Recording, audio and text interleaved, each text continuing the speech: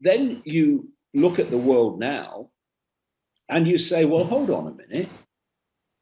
Why is the agenda that we're being subjected to so anti-human? A guy called Ray Kurzweil at Google, a so-called futurist, and he's been saying for some time that in the period of 2030, that year again, they want to be connecting the human brain to artificial intelligence. And he's very open in the sense that he says, once that connection is made, that humans will do more and more of their thinking from AI. AI will do more and more of the human thinking until in the end, and these are his words, human thinking is basically negligible. Last year, during the initial Chatgpt boom, Nina Schick, advisor, speaker, and AI thought leader, announced that by 2025, a large percentage of online content could be generated by generative AI like Chatgpt and others. She said, "I think we might reach 90% of online content generated by AI by 2025, so this technology is exponential.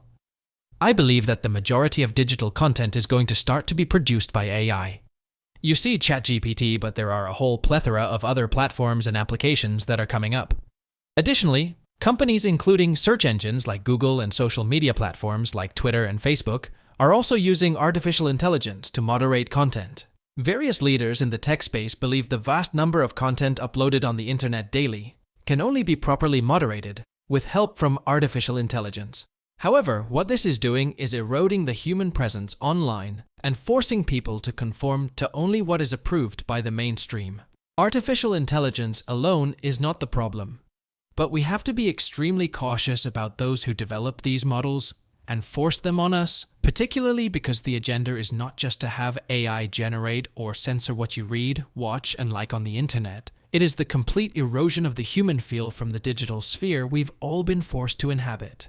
One of the leading personalities in the AI space, American computer scientist and techno-optimist Ray Kurzweil, wants to merge completely with AI in about 20 years.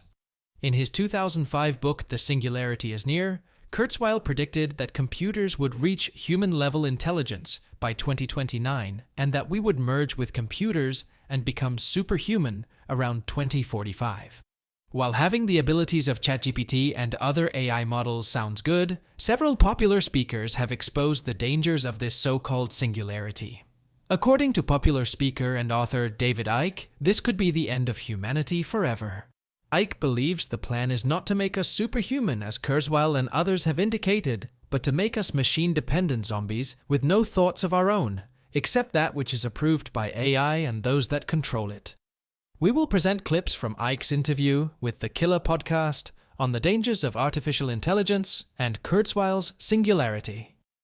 But before we do, please take a little time to like this video, subscribe to the channel, and turn on post notifications for more videos like this. Thanks for the support, and we hope you enjoy the video. We talk about Christianity, we talk about Islam, talk about all these different religions, talk about Judaism. And they appear to be different religions, and in some ways they are, yes, but it's amazing the common themes. I met a wonderful man, became a great friend of his for a long time. He's no longer with us now, unfortunately, called Credo Mutwa. He was a Zulu shaman who's a very, very great man, a very intelligent man. And he talked to me about a non-human force. Ultimately, it's a form of consciousness that we're looking at, hence spiritual war, that was manipulating human society. He called them the Chitahuri, the children of the serpent. Then you start looking at Christianity, and they talk about the demons. They say the demons are involved in the manipulation of the world. Then you look at Islam and they talk about the jinn operating from the unseen. And this is a common theme. I've talked to Aboriginals in Australia. They have a similar concept of this unseen force that's not human in the sense that we perceive human, that is ultimately manipulating human society. So where from? Well, because people say, well, why can't I see them then? Why can't I see them if this non-human force is manipulating human society? Where are they? And this is where we come back to the bubble. When you start looking outside the bubble, you realize that this reality that we call the human world is absolutely nothing like we think it is. And this is mainstream science, mate. This is not pulled out of the ether. According to mainstream science, the electromagnetic spectrum, which is basically this reality, is 0.005% of what exists in what they call the universe. But visible light, which is the only band of frequency that we can see, everything we see is within visible light, is a smear, a fraction, a tiny fraction of the 0.005%. So we're basically living in what you might call a television channel within a certain band of frequency. And all the other channels, all the other realities share the same space that this one does, and we do. We don't know about them in the same way that a radio station in a different place on the dial doesn't interfere with a radio station on a different place in the dial. They share the same space. I mean, I could put my radio on now and tune it to a certain frequency, and I'll get a certain station. I'll get a different station. But the station I've moved off hasn't disappeared. It's still there. It's just that I'm not tuned to it. And basically, the human body, the five sense system of human information decoding, that's what it is decoding a particular range of frequency. And outside of that range of frequency, infinity exists. In the past, particularly when he started speaking in the early 90s, Icke claims that a superhuman force controls the world through our leaders and institutions were regarded as the ravings of a lunatic.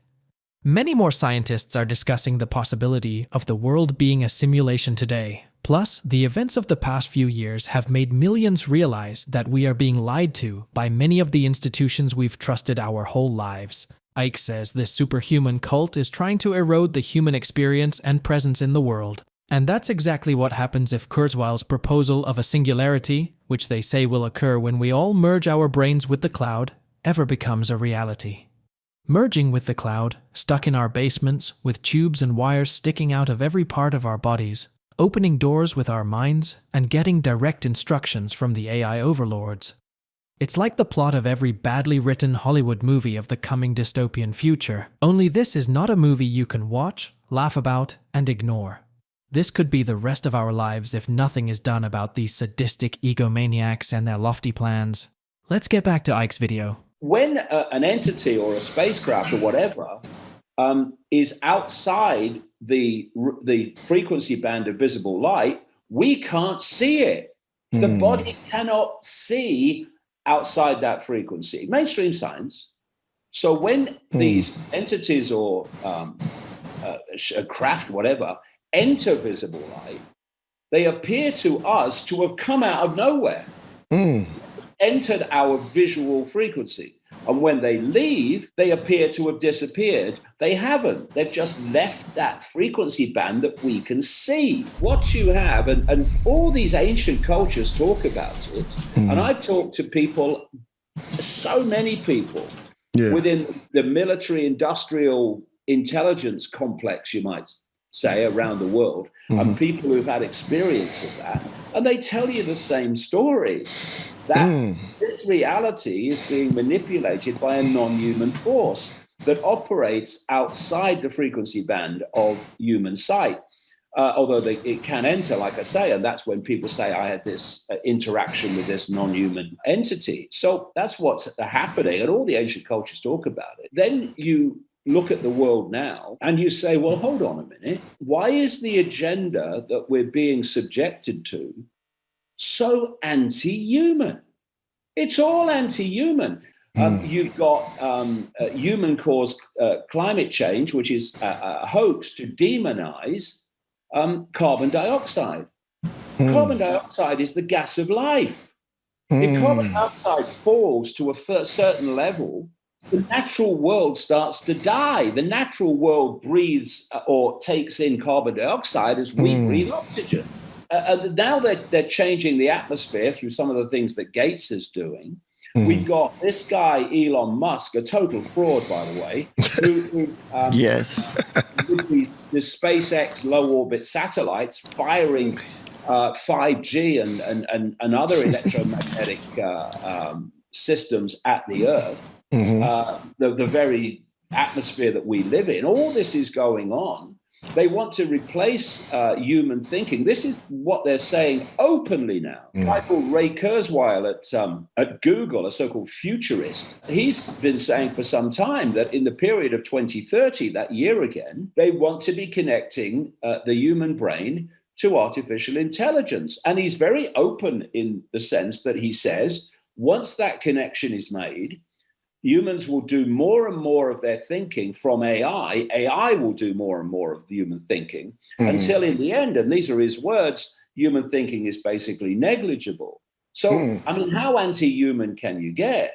And this whole thing that's going on, with this metaverse, it's all about pulling our sense of awareness into cyberspace and into AI so that we can be externally controlled without even having to manipulate information anymore. Our thoughts and perceptions will come direct. Now that, and there's lots more I could talk about, is an anti-human agenda. Several companies have turned to AI to help with content moderation. For instance, Facebook uses AI to detect and remove content that violates its community standards. YouTube uses machine learning algorithms to flag potentially inappropriate videos for review. Twitter uses AI to provide proactive content moderation, identifying and removing harmful content before it's reported. Between 2025 and 2030, it will only get worse until the human touch is almost completely eroded. Very soon, we will be urging people to have chips and nanobots implanted in their heads so they can, in Kurzweil's words, merge directly with the cloud. When informed about how unappealing these plans sound during an interview, Kurzweil said, "Think of it like having your phone, but in your brain. If you ask a question, your brain will be able to go out to the cloud for an answer, similar to the way you do on your phone now. Only it will be instant. There won't be any input or output issues. And you won't realize it has been done. The answer will just appear." People do say, "I don't want that."